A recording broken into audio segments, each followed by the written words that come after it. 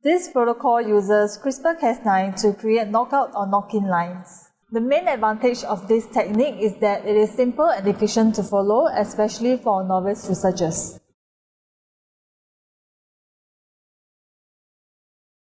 For cell passaging, treat overnight cultured cells with 2 milliliters of 0.25% trypsin EDTA per plate at 37 degrees Celsius for 2 minutes.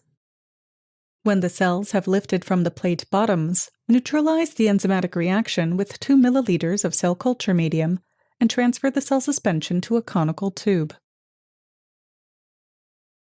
Collect the cells by centrifugation and resuspend the pellet in 5 milliliters of fresh cell culture medium for counting.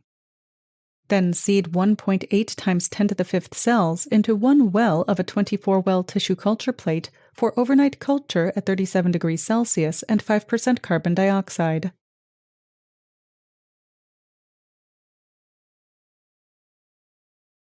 For transfection of the cells, add an appropriate volume of transfection mix containing the appropriate concentration of CRISPR plasmid to the appropriate volume of transfection reagent according to the experimental design and the manufacturer's instructions.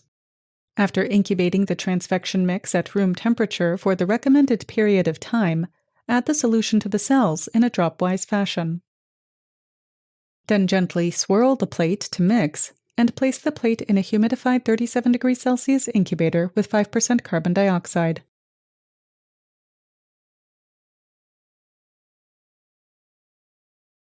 At the end of the transfection, add 150 microliters of trypsin EDTA to dissociate the cells as just demonstrated, and collect the detached cells.